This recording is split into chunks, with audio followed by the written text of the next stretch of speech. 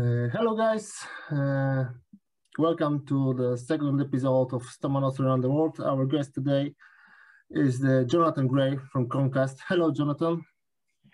Hi, how are you doing? Hi. So Jonathan, what can you tell me about your story with ostomy? How did it all happen?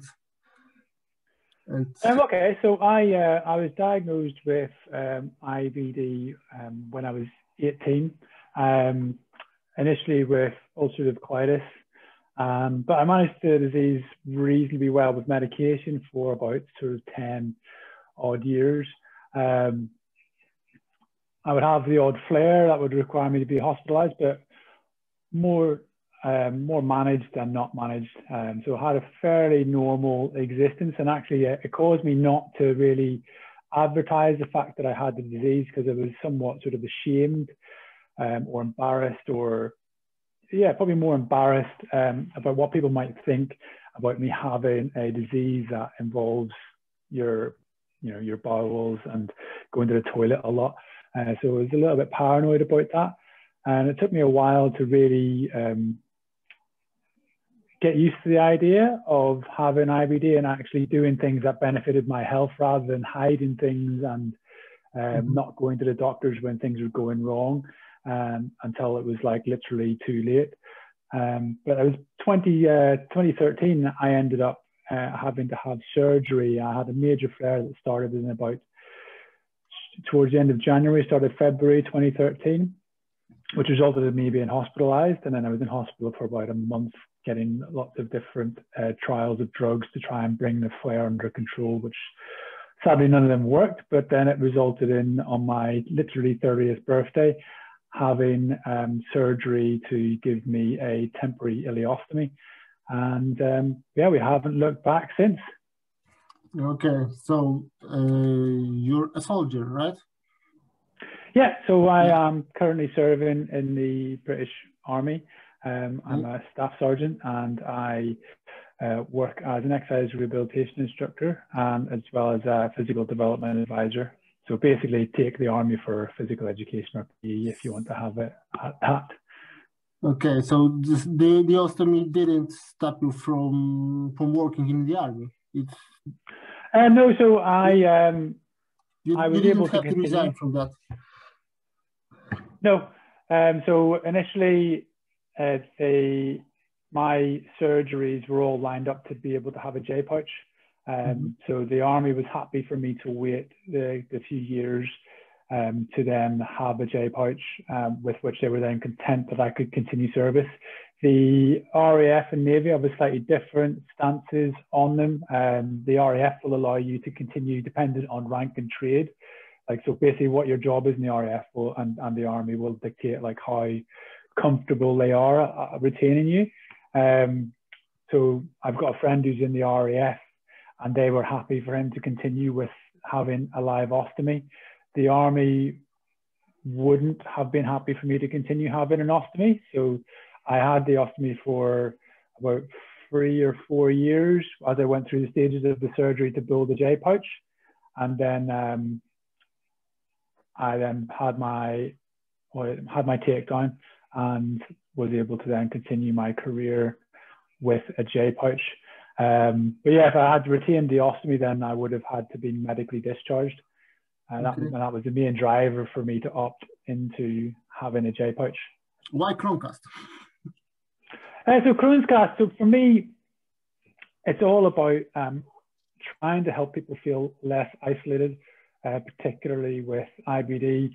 I branched out a little bit into other chronic diseases, and over the last year, there's been a large focus on ostomies, because I feel like there's quite a large taboo about ostomies, of people's perceptions about what it is and how much it can impact your life.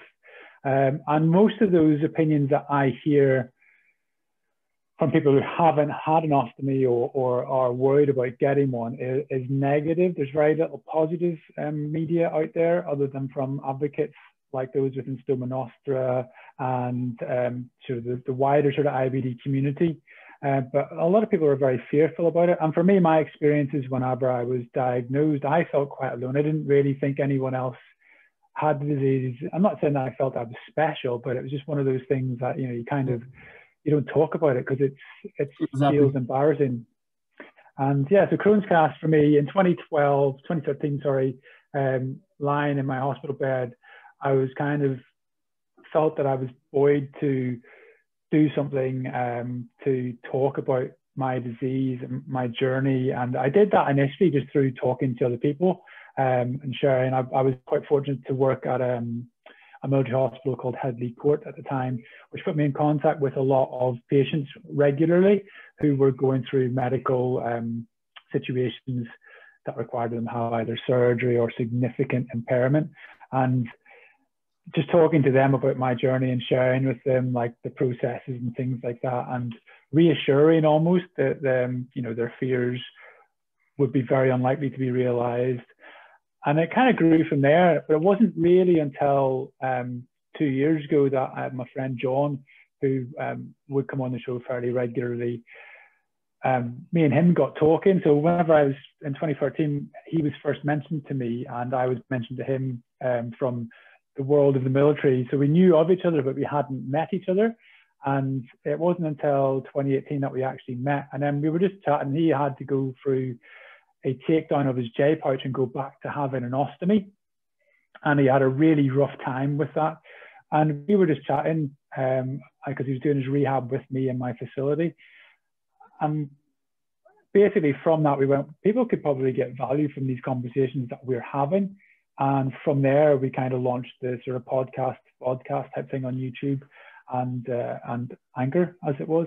So yeah, that's kind of where it came from, just a way to sort of share our experiences so that if someone was struggling with the ideas of having either an ostomy or being diagnosed with IBD, that they would feel less alone to know that other people have had these struggles. And that's why the predominant content on the podcast is me talking to other patients and other advocates who are telling us their story from being pre-diagnosed to whatever stage they are at with the disease and what they hope to achieve in the future and their life lessons from that. Okay. So there's quite a huge range of people you're inviting to your podcast, from women, men, mothers, fathers, that people with diseases other than ostomy, I guess. So that really shows that really can show people that living with IBD and the other diseases is not impossible. And yes, no, definitely. That's definitely really, the intent. That's really encouraging to know that there are people around the world like us that have the same problems. They battle the same thing all the time, and really reassuring, I think. I know your father, right? Oh, yes. I'm a father to 2 children. Yeah, I've got a young boy who's 1 and a daughter who is 5. Great.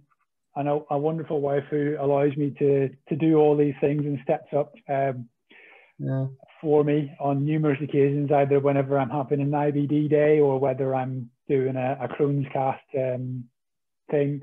And she's allowed me to virtually convert the kitchen into my makeshift studio. So yeah, I'm very fortunate in those terms. Yeah, so I think what you touched on earlier is really important, I think, for people to understand.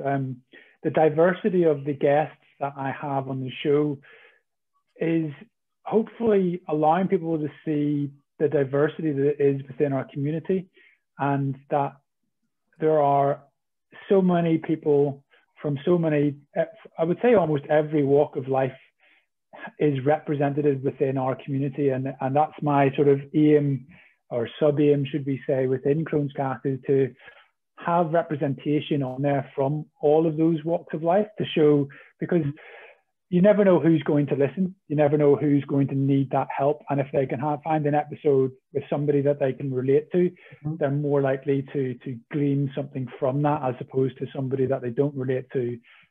They're less likely to have empathy or feel that this information can help them.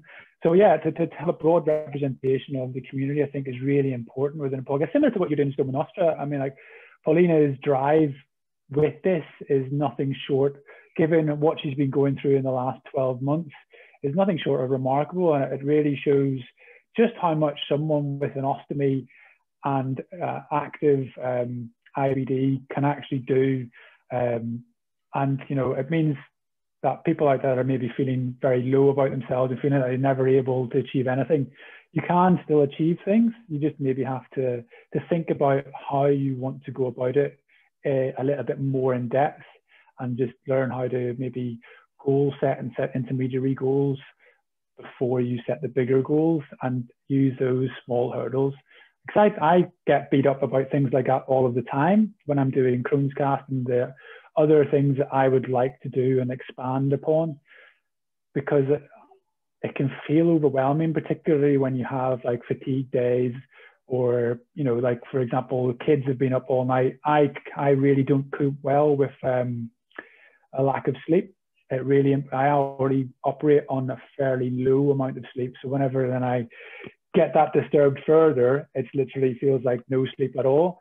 And the next day just goes out completely out the window. I mean, I don't know if you feel the same, Martin, or not, but yeah. My kids are a little bit older. I got a son that's 7 and a daughter that is 10 already. So I can sleep at night right now. They don't require attention 24 hours a day. So this part of being a parent is thankfully behind me. So can you tell me what is the hashtag Men Daring Greatly?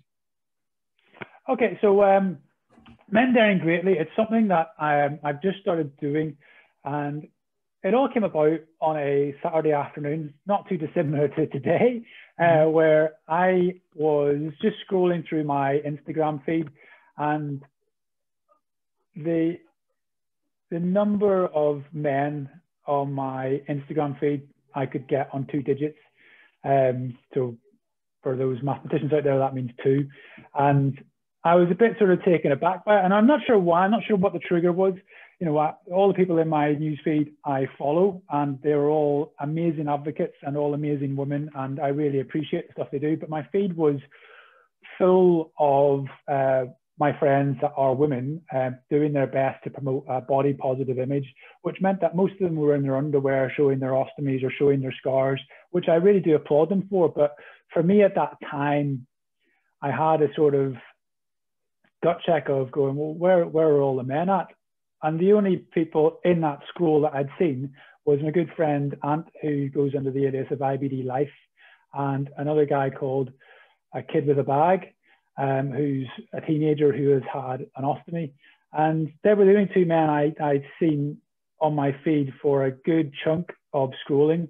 So then I went from there and decided I'm going to search a specific hashtag to do with IBD. So I looked at J-pouch, I looked at ostomy, I looked at IBD and Crohn's warrior. And again, there's a significant amount of scrolling within that before you really see any men. You're talking like, you know, close to 100 posts before you fall into a bloke. And what was even more interesting was actually it was even longer for me to find someone that I wasn't already following.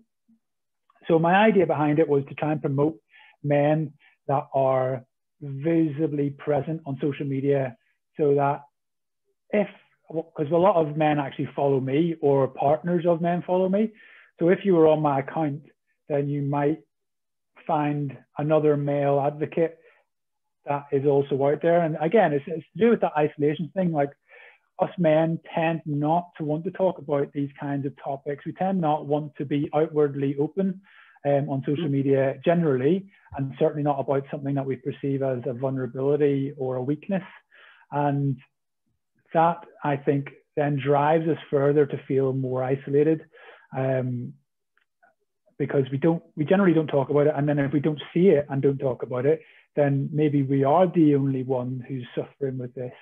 And that's what I want to try and alleviate by the hashtag Men Daring Greatly, by acknowledging other men that are actually, you know, daring to put themselves out there and be brave, to show their vulnerability. Because like vulnerability and bravery, I feel go hand in hand. You cannot be brave without being vulnerable. If you take it from an operational standpoint within a kinetic environment, so for example, Afghanistan or Iraq, in order to be brave, in order to take ground, you have to put yourself in a vulnerable situation. So you cannot, it's a physical impossibility to be brave without being vulnerable. And that's what I hope that our men folk that listen into this podcast and follow my feed are able to sort of take away from that Men Daring Greatly.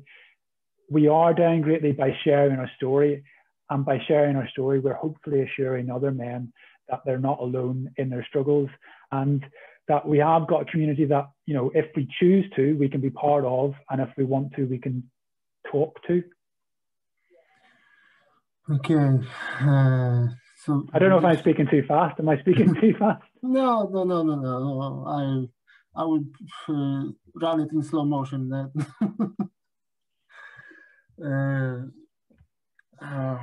Okay. So. I mean, what's your thoughts about mankind in the social media sphere, or just generally men within the IBD community, or men in general? Yeah. What's your thoughts? But I think that the problem with finding men on Instagram is I think there's less men on Instagram than women in general. Then finding specific men with specific profiles is even harder. So maybe that's why you were not able to find too many people, too many males with IBDs. Because I think men generally don't have this need to show up in social media to say look at me, I'm pretty, or something like that. And I think men generally don't like this kind of spotlight. Women, we know women put a lot of attention to how they look like. I think men doesn't. So maybe that's the reason. But I agree with you that it's important to know that you're not alone with this, and that maybe sometimes really there's some kind of feeling of isolation, or something like, oh my God, I have IBD, I have ostomy, nobody would like me now. But that's what we are here for, right? We all, with your CrohnsCast, what we are trying to do in StomaNostra, that people would not feel ashamed of what they carry with each other. Okay, so I think that would be all for now. Is there anything you would like to tell us in the end, any kind of message for our viewers in Poland?